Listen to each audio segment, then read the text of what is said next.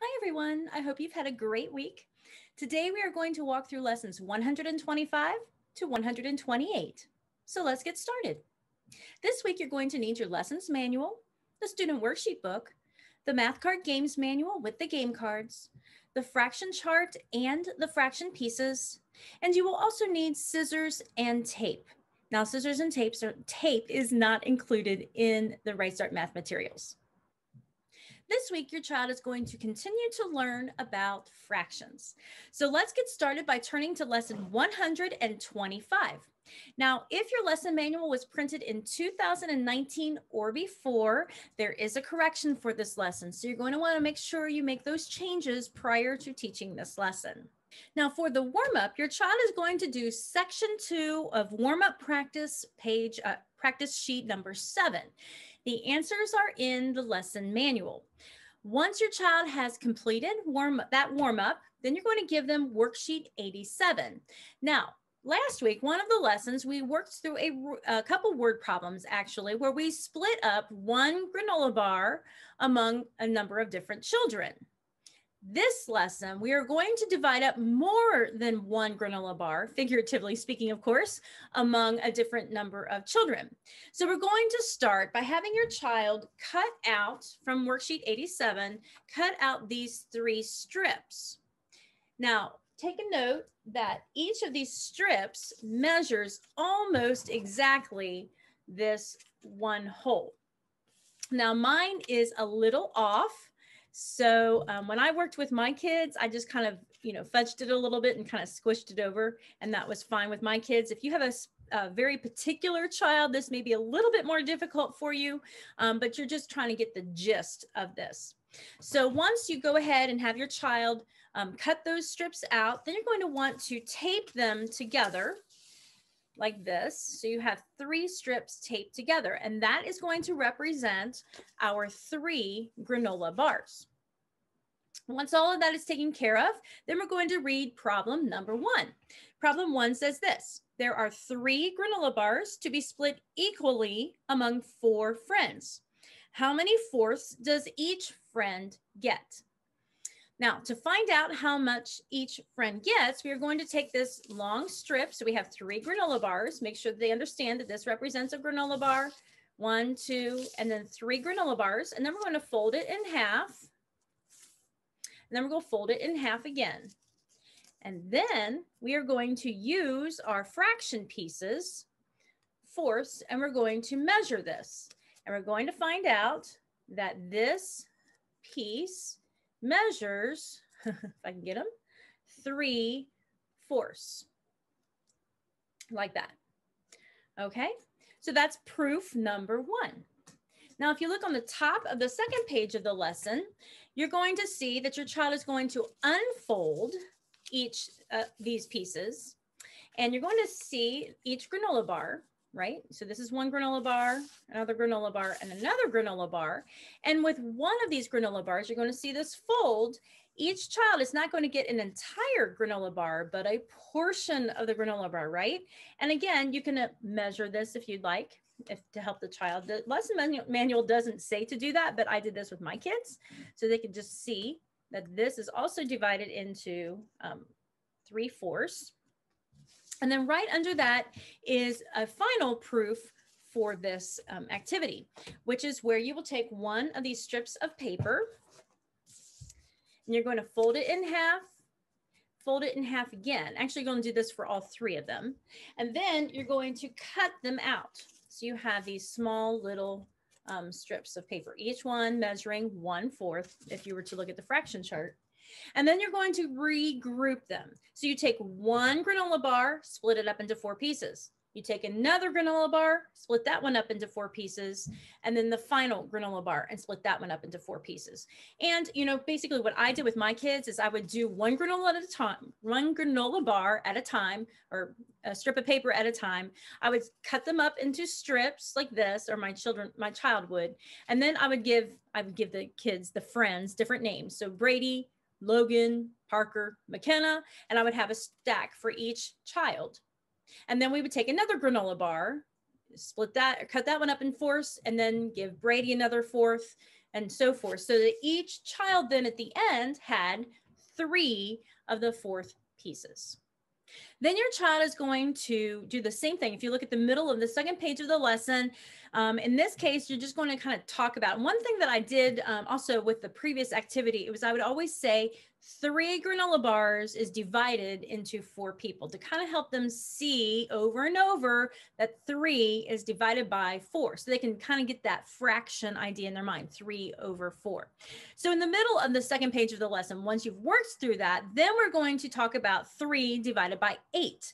And in this case, we're going to say that there are 3 granola bars that's going to be divided by 8 kids, 8 friends, and how much would each child get? And as opposed to 3/4, because they're dividing up into 4 groups, now they're dividing it into 8 groups, so they get 3 8s. Now, if your child does not readily know that answer, go ahead and do the similar activities as you did previously. You can print out or cut out some more strips where they're dividing it up into 8 pieces as opposed to 4 pieces and kind of talk through that. But one thing I would recommend, especially if they're not grasping that, is constantly saying the phrase 3 divided into 8 people. So hearing 3 divided by 8, 3 divided by 8 over and over and over again. So that they know that fraction is going to be 3 on top over 8 eventually, once that gets in. Then the next section of that is talking about 2 divided by 4, where we have 2 granola bars divided into by 4 different people. And in that case, each person is going to get 2/4 or 1/2. Now, for your child to see that, you may need to get out the fraction chart to help them see that 2/4 is equivalent to 1/2. Then you're going to have your child complete problem 2 on the worksheet on their own if they can. Now, the lesson or the solution is in the lesson manual. Make sure you have your child explain their answer. Now, there is not a math card game listed for this lesson, so make sure you play a game that will keep up your child's math facts. All right, well, let's go ahead and turn to lesson 126. In this lesson, you're going to need the fraction card deck. Make sure, though, that before you start this lesson that you remove all of the percentage cards from that deck before working through this lesson. For the warm-up, you're going to work through section 3 of warm-up practice sheet number 7. Again, the answers are in the lesson manual. Once your child completes the warm-up, then have them assemble the fraction chart or fraction pieces into the full fraction chart. So you're going to take, the child's going to take the 1 piece, and then they're going to put the halves, and then the thirds, and then the fourths. So you're going to assemble the entire fraction chart using the fraction pieces. Then you're going to ask questions. You're going to ask how many thirds are needed to make a whole. Well, they need 3. How does the child know that, by the way? Go ahead and have them check how many there are, 3. You're going to ask some more questions. How many 4ths does it take to make a whole? 4. How many 8ths does it take to make a whole? 8. How many 10ths does it take to make a whole? 10. Just keep doing this on and on until your child understands. And what I did was I made silly numbers, like how many 30 seconds does it take to make a whole? And they'll say 32. And I would just kind of create all kinds of numbers. 101s does it take to make a whole? So that way kind of got some giggling going on, but they were able to see that pattern. Then you're going to ask your child, if you have 2/3, how much more do they need to make 1? So in this case, let your child use the fraction chart as they build the answer. You will then separate this 1 off to the side. So here's your fraction chart that your child has built. And then you're going to pull this over to the side. And then you're going to lay 3 of the 1/5 pieces underneath the 1. And then you're going to ask, how many more 1/5s do I need to make 1? And your child will discover or know that it requires 2 more 1/5 pieces to total 1. Let your child pull out those pieces if necessary, or look at the fraction chart, either way. You'll do the same thing for 3/8, 1/10, and again, 2/3. Add more if your child needs more practice with this concept. Now, on the top of the second page of the lesson, you're going to give your child the fraction cards without the percents, and you'll spread all of those cards out face up so you're able to see the fraction numbers. And then you're going to have your child pick out at least 10 pairs. So you're going to have 2 pairs that will total 1. So 1/2 plus 1/2 will equal 1.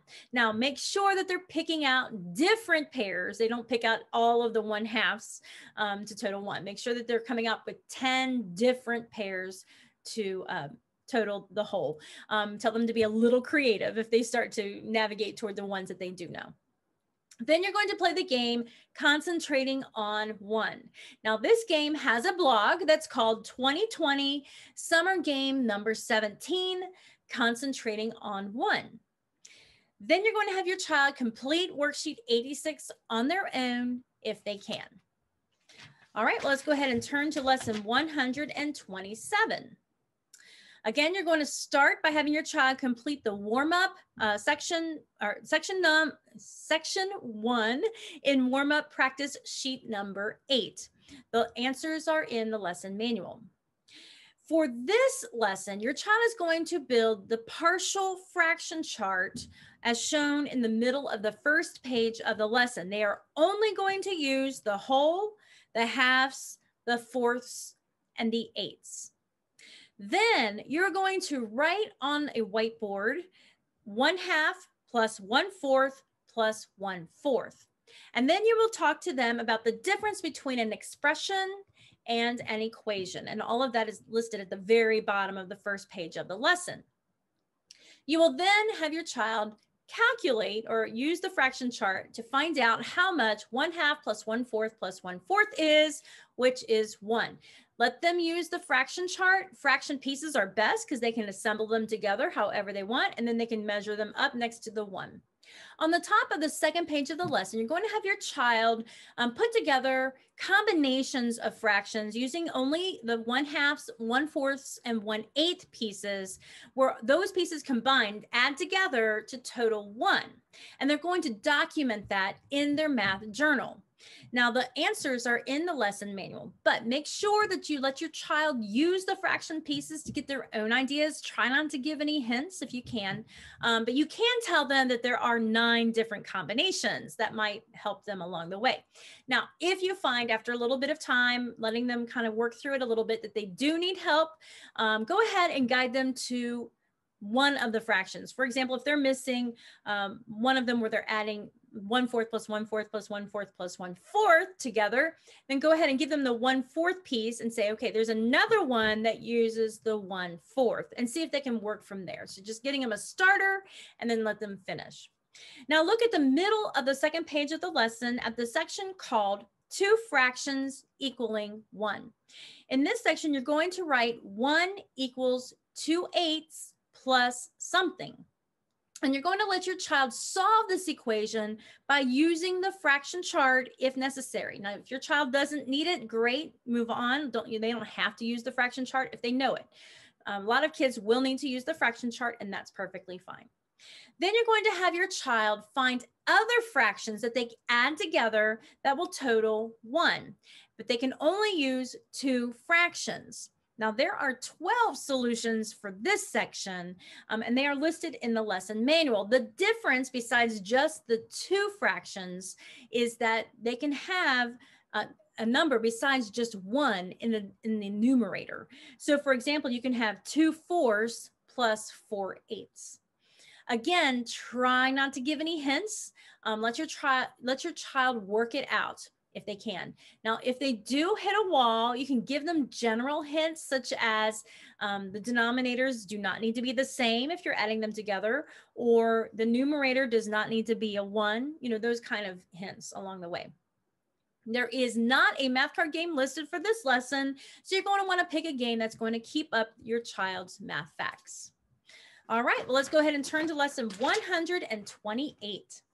Now, for this lesson, you will be playing several games to practice fractions. You're going to start off, though, by having your child complete section 2 of warm-up practice sheet number 8. As always, the answers are in the lesson manual. You will start by having your child build the fraction chart using the fraction pieces again, so they can reference that as they're playing the game of one actually is what they're going to be playing. Now there is not a game, or there is not a blog for the game of one, but it is very similar to the activity that your child did in lesson 127. Now, if you look at the top of the second page of the lesson, your child is going to build a partial fraction chart using only the ones, the 1, the 1/2, the 1/4, and the 1/8 pieces. And that is the preparation and their resource for the game called Fraction War Game. Now, we do have a blog for that game. It is called 2020 Summer Game Number 5, Fraction War. Well, that's it for the week. If you have any questions or concerns about a lesson, or if your child is struggling with something, give us a call or email us. We are here to help. I look forward to seeing you next week as we cover lessons 129 to 132. Have a great week, everybody.